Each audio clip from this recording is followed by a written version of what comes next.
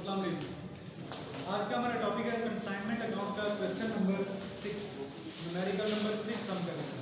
ठीक है, पहले हम लोग क्वेश्चन रीड आउट करते होते हैं, सारा पढ़ेंगे, उसमें देखेंगे कि कौन कौन सी जर्नल एंट्रीज हैं।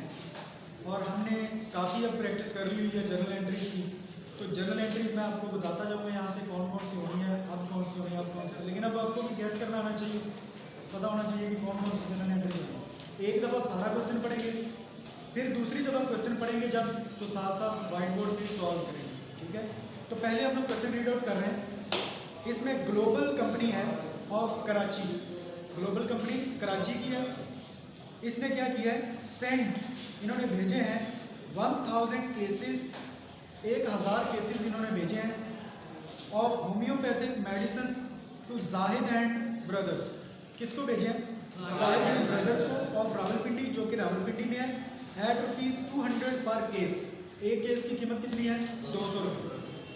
तो यहाँ पर दो पर्सन हैं, एक ग्लोबल एंड कंपनी है, ग्लोबल कंपनी है, ये चीज़ें भेज रही है, तो ये कंसाइनर हो गया, और जाहिद एंड ब्रदर्स को ये चीज़ें भेजी जा रही हैं, तो वो कंसाइनर होगी। क्लियर होगी बात? कंसाइनर, जहाँ पर आप जर्नल एंट्री में कंसाइनर कंसाइनर लिखते हैं, अब वहाँ पर ग्लोबल कंपनी लिखना है, और जहाँ पर आप कंसाइनी कंसाइनी लिखते हैं जर्नल एंट्रीज में, वहाँ पर अब आप जाहिद एंड ब्रदर्स लिखेंगे। अच्छा, ये उसने चीज़ें भेजी हैं 1000 केसेस 200 रुपये के हिसाब से, तो यहाँ पर जर्नल एंट्री कौन सी होगी? ये गुड्स भेजी जा रही है, तो गुड्स सेंट वाली एंट्री होगी, गुड्स सेंट और कंसाइनमेंट वाली जर्नल एंट्री यहाँ पर हम पास करेंगे। ठीक है, अब आपको याद हो चुकी है जर्नल एंट्री, पहली जर्नल एंट्री। अब दूसरी कौन सी करनी है? Expenses on the consignment incurred by the consignor. Consignment पे कंसाइनर का जो खर्चा हुआ है वो कितने हैं? अमाउंटिंग टू ₹6000, 6000 रुपये। ये किसका खर्चा बताया उसने? तो कंसाइनर्स एक्सपेंसेस वाली एंट्री यहाँ पर होगी।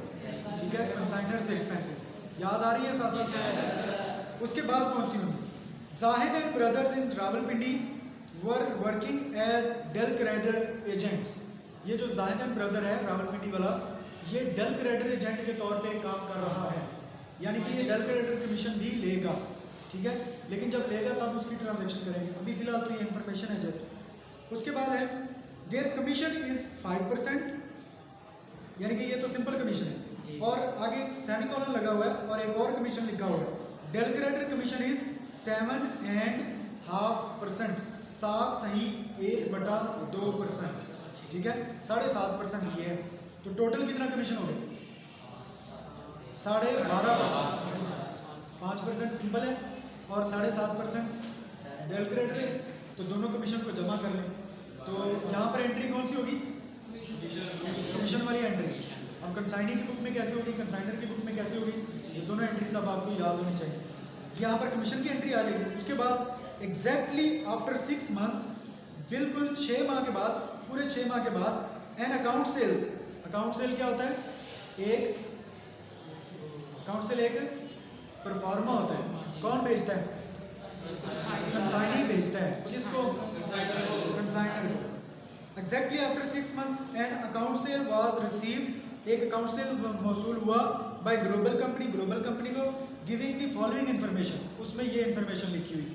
ये किसने भेजा?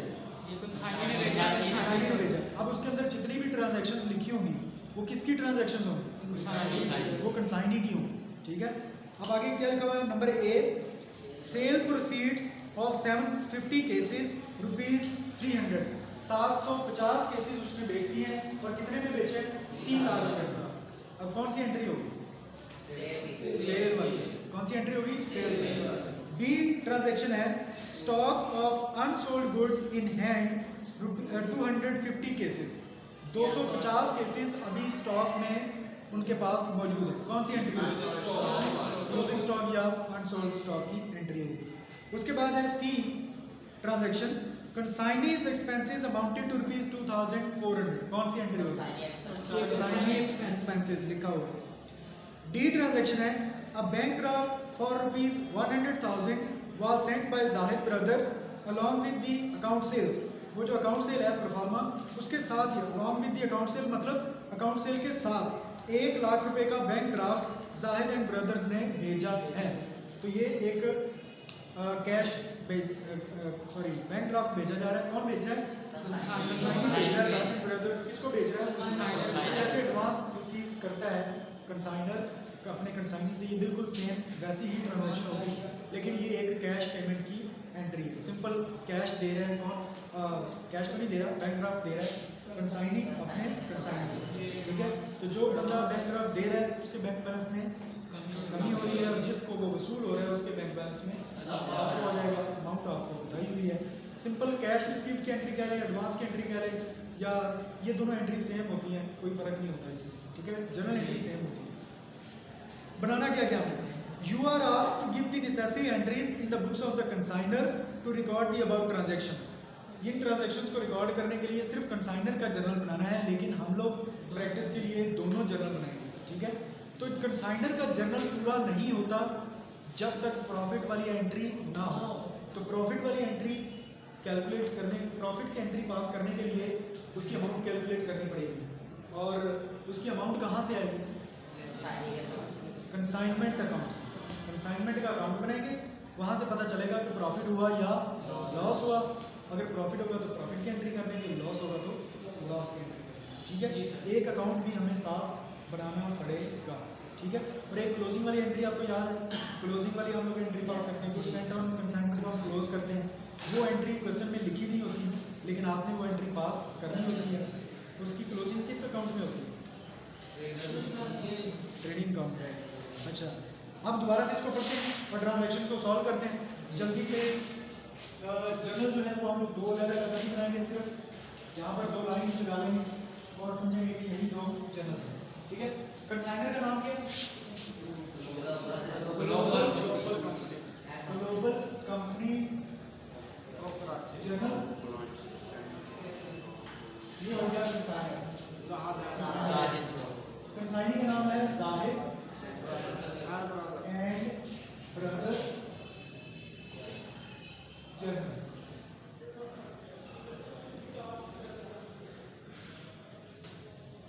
ये दो जर्नल हैं, ठीक है। ओके, तो global company of Karachi sent 100,000 cases of homeopathic medicine to Zaid and Brothers और Rawalpindi at rupees 200 per case। Good sent की एंट्री क्या होगी? कंसाइनमेंट अकाउंट डेबिट होगा। क्रेडिट क्या होगा? Goods sent on consignment account, credit होगा। अब उसकी वैल्यू हमें कैलकुलेट करनी है, ये वो एंट्री नहीं करना है। क्या वैल्यू कैसे आएगी? 1000 केसेस भेजे मल्टीप्लाई बाय 200 ईच, तो ये आ गया 2 लाख। 2 लाख रुपये डेबिट एंड 2 लाख रुपये क्रेडिट। जनरल एंट्रीज का कॉन्सेप्ट अगर समझना हो तो एक लेक्चर हमने रिकॉर्ड किया हुआ है, बल्कि 2 लेक्चर रिकॉर्ड किए हुए हैं, वो पिछले लेक्चर देख लें। जनरल एंट्रीज का कॉन्सेप्ट समझ आ जाएगा कि क्या डेबिट क्यों डेबिट, ठीक है। अच्छा जी, दूसरी ट्रांजैक्शन करते हैं। Expenses on the consignment incurred by the consignor amounting to rupees 6000। Consignor से एक्सपेंसेस वाली एंट्री डेबिट क्या होगा? Consignment account debit, consignment debit, cash account credit और cash account credit. Amount given है 6000 डेबिट एंड 6000 क्रेडिट। ये तो entry नहीं करेगी। तीसरी ट्रांजैक्शन पढ़ते हैं। Zahid and Brothers in Rawalpindi are working as delegated agents. Their commission is 5% and delegated commission is 7.5%, ठीक है। तो कमीशन की एंट्री होगी, कंसाइनी के ग्रुप में क्या एंट्री होगी? या कंसाइनर डेबिट यानी कि global company account debit, credit क्या होगा? Commission account credit. अब कैलकुलेट करना पड़ेगा कि कितना होगा। यहाँ पर कैलकुलेट करेंगे और यहाँ पर ये एंट्री करेंगे। डेबिट क्या करेंगे? ये consignment debit, consignee account credit मतलब Zahid and brothers account credit. Calculate करेंगे जितना भी आया वो यहाँ पे। अभी हमें पता नहीं है इसको कितना होगा। अच्छा, टोटल कितना बनता है? 12.5%। और वो किस पे कैलकुलेट करना होता है? सेल। तो सेल की भी एंट्री नहीं की हमने। सेल जब आएगी तो फिर उसके ऊपर कैलकुलेट करेंगे, ठीक है। फिलहाल इसकी अमाउंट हम लोग नहीं लिखेंगे, सेल की ट्रांजैक्शन करेंगे उसके बाद यहाँ करेंगे। उसके बाद है जी Exactly after 6 months, an account sale was received by global company giving the following information. क्या information है? Sale proceeds of 750 cases rupees 300. तो ये कितनी है? सेल कितनी है? 300,000. तो सेल की एंट्री क्या करेंगे? Consignor account debit. क्या करेंगे? और ग्लोबल अकाउंट क्रेडिट नहीं नहीं क्या है? कैश अकाउंट डेबिट होगा. और यहाँ पे ग्लोबल क्रेडिट ग्लोबल कंपनी हाँ sale company account credit 3 lakh रुपए की सेल हुई. 3 लाख रुपए और 3 लाख. ये क्या एंट्री करेंगे? ये करेगा कंसाइनी को डेबिट करेंगे. Consignee to consignment. Account 3 lakh रुपए डेबिट और 3 लाख रुपए क्रेडिट. अब सेल की एंट्री हो चुकी है. सेल पता चला कि 3 लाख है. 3 लाख सेल पता चल चुकी है. अब कमीशन कैलकुलेट करें. यहाँ पर कमीशन में आ रहा है. यहाँ पर लिखें 3 लाख सेल भी है multiplied by 12.5 divided by 100.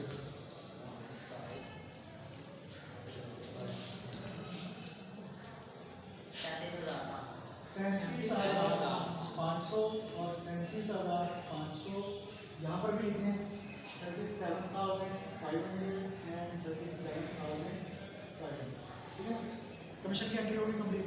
Cell वाली भी होगी. दूसरी बी ट्रांजैक्शन क्या थी? Stock on unsold goods in hand 250 cases. 250 cases अभी क्लोजिंग स्टॉक के पड़े हुए. तो स्टॉक ऑन कंसाइनमेंट पहले कैलकुलेट कर लेते हैं कि क्लोजिंग स्टॉक की वैल्यू कितनी बनती है. उसके लिए हम लोग वर्किंग करते होते हैं.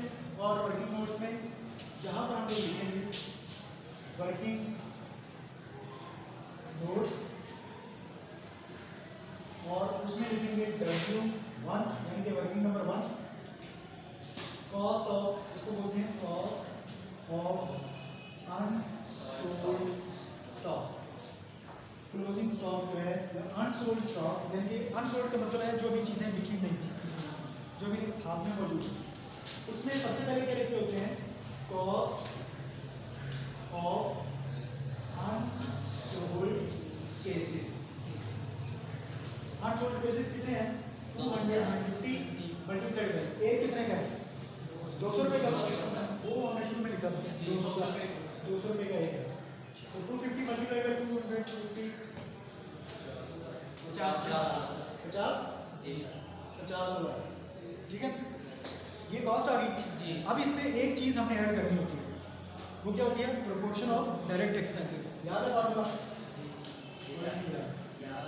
Add proportion of direct expenses. अब ये कैसे निकलेगा? इसका फार्मूला हमने लिखा था direct expenses divided by total cases sent. जितने टोटल केस सेंड किए थे उसने और multiplied by unsold cases. Direct expenses consignor वाले सारे डायरेक्ट होते हैं और कंसाइनी वाले अगर अलग-अलग बताए हों कि अनलोडिंग इतना है, सेलिंग इतना है वगैरह वगैरह, तो फिर उसमें से हम निकालते हैं. कुछ डायरेक्ट होते हैं, कुछ इनडायरेक्ट होते हैं. अब अगर किसी को ये नहीं पता कि कौन कौन से डायरेक्ट होते हैं कंसाइनी के एक्सपेंसेस, कौन से नहीं होते, तो वो एक पिछले हमने जो वीडियो रिकॉर्ड की हुई है उसमें जाके देख लें. पिछली वीडियो देखें, उसमें हमने सारा एक्सप्लेन किया होगा कि डायरेक्ट एक्सपेंसेस कौन से होते हैं और इनडायरेक्ट एक्सपेंसेस कौन से. तो पहले तो आप कंसाइनर वाले तो सारे उठाएं. कंसाइनर वाले तो सारे एक्सपेंसेस टोटल 6,000 था. 6,000 प्लस इसमें कंसाइनी के वो एक्सपेंसेस लेने हैं जो डायरेक्ट है और जो इनडायरेक्ट है वो नहीं लेंगे. अब हमें कैसे पता चलेगा कि कौन से डायरेक्ट है कौन से इनडायरेक्ट है? तो पढ़ते हैं क्वेश्चन में आगे, देखते हैं कहीं पर कंसाइनी एक्सपेंसेस दिए हुए हैं. अगली सी ट्रांजैक्शन में देखें लिखा हुआ है कंसाइनी एक्सपेंसेस अमाउंटेड टू ₹2,400. अब ये टोटली उसने बताया हुआ है कंसाइनी के 2,400 रुपया खर्चा हुआ. अब इसमें कुछ लिखा है कि रेंट कितना है, इसमें अनलोडिंग कितना है, सेलिंग कितना है, ये तो लिखा ही नहीं हुआ. इसलिए हमें नहीं पता कि इसमें से डायरेक्ट कौन सा है और इनडायरेक्ट. तो हम क्या करेंगे? इसको सारे को जमा कर देंगे या छोड़ देंगे? सारे छोड़ देंगे. कोई भी इसमें से फिर हम कहेंगे कि कोई भी इसमें से डायरेक्ट नहीं है, सारे जोड़ हैं, ठीक है। अगर अलग-अलग दिए होते तो फिर हम उसमें से पहचान के निकालते कि ये डायरेक्ट है और ये इनडायरेक्ट है। और पहचान कैसे करते हैं, पिछली वीडियो में हमने बताया था, ठीक है। तो ये छोड़ देंगे हम, कंसाइनर वाले छोड़ देंगे। कंसाइनर के चाहे अलग-अलग दिए हों चाहे इकट्ठे दिए हों, कंसाइनर के सारे होते ही डायरेक्ट हैं, इसलिए उसमें डिफरेंशिएट करने की ज़रूरत नहीं होती, वो तो सारे ही हम ले लेंगे। मतलब जिससे आपके पास रहेगा फिर कंसाइनर वाले ही आएंगे, डिवाइडेड बाय टोटल केसेस कितने सेंट किए थे 1000 मल्टीप्लाइड अनसोल्ड कितने बचे थे 250, 1000 केसेस भेजे थे उसमें से 250 बाकी बच गए थे, तो टोटल भेजे थे 1000 केसेस और अनसोल्ड कितने रह गए थे 250। इसको सॉल्व करें कितना आता है 1500। तो 50,000 जमा 1500 कितना होगा 51,500, ठीक है।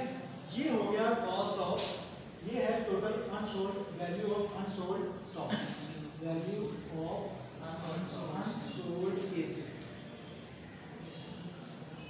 ठीक है। अब हमें इसकी वैल्यू पता चल चुकी है। अब इसकी जनरल एंट्री याद करें क्या थी, unsold stock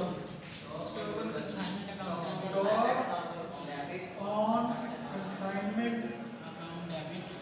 account debit and consignment account credit, और इसके नीचे लाइन लगा दें और वैल्यू हमने निकाली है इसकी 51,500, 51,500, ये इसकी कोई एंट्री नहीं करेगी, ये भी होगी।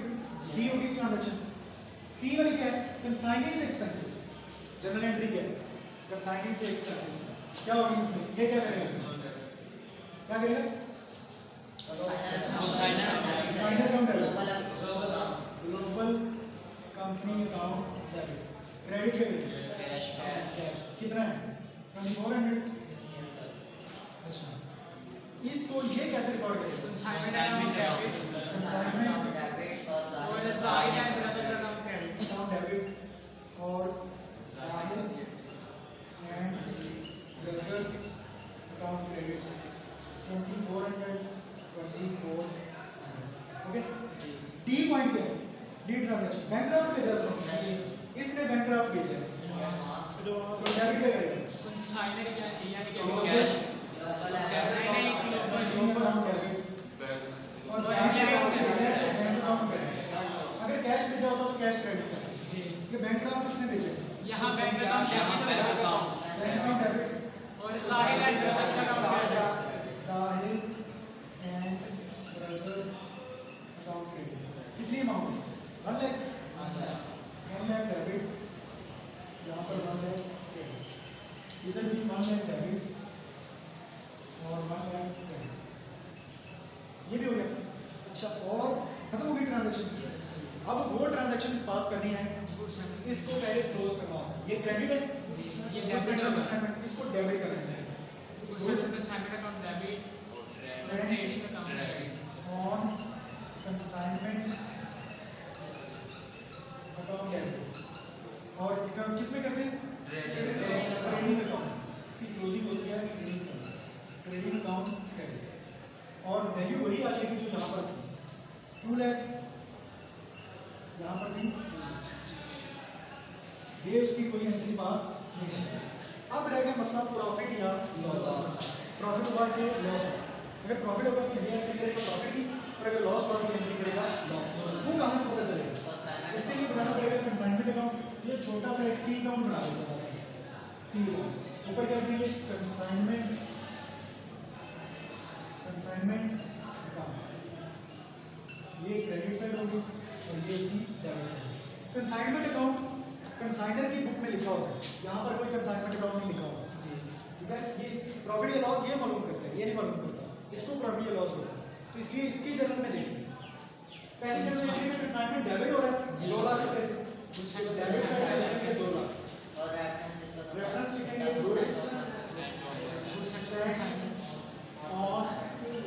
Consignment account, second general entry में फिर डेबिट हो रहा है 6000 से, तो डेबिट साइड लिखेंगे 6000, रेफरेंस आ गया कैश अकाउंट, और ब्रैकेट में बताएंगे कि ये इसके एक्सपेंसेस।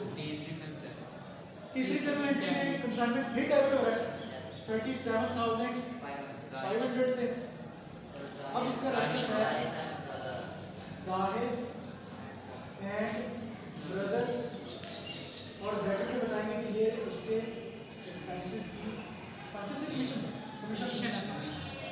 ये उसका कमीशन की वैल्यू है।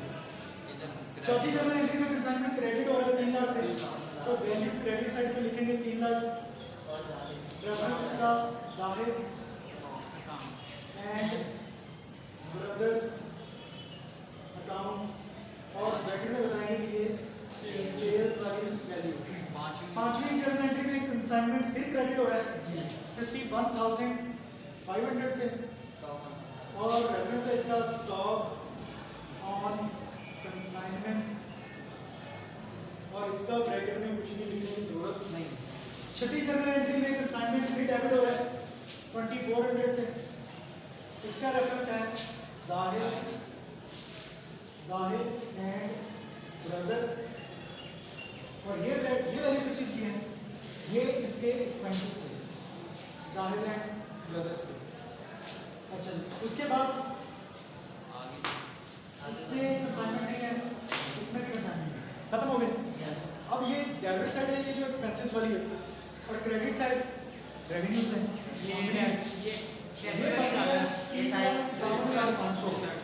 ये टोटल क्रेडिट साइड का टोटल आ रहा है 3,51,500।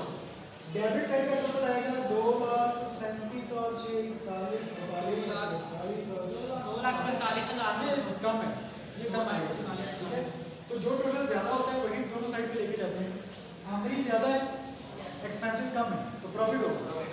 तो टोटल करेंगे क्रेडिट साइड का, टोटल क्रेडिट साइड का आ गया 3,51,500। यही टोटल बिल है 3,51,500। इसमें से 1 2 3 4 चीजें माइनस कर देंगे, बाकी चेक करें कितना बचता है। 1,56,000 पूरा 1,56,000। तो ये आ गया प्रॉफिट एंड लॉस अकाउंट और ब्रैकेट में बताएंगे कि ये प्रॉफिट है। और अब इस प्रॉफिट एंड लॉस अकाउंट की एंट्री करेंगे, ये कंसाइनमेंट अकाउंट की डेबिट साइड पे प्रॉफिट एंड लॉस अकाउंट, लेकिन जब जर्नल एंट्री में वापस लेके आएंगे तो ये क्रेडिट हो जाएगा और डेबिट क्या होगा, कंसाइनमेंट अकाउंट। तो जर्नल एंट्री बनेगी consignment account debit and profit and loss account credit 1,56,000 and 1,56,000। समझ आ गई सबको? चलो आपका ये वाला इसमें भी क्वेश्चन है, कुछ भी पूछने वाली है? चलो ठीक है, थैंक यू वेरी मच, अल्लाह हाफ़िज़।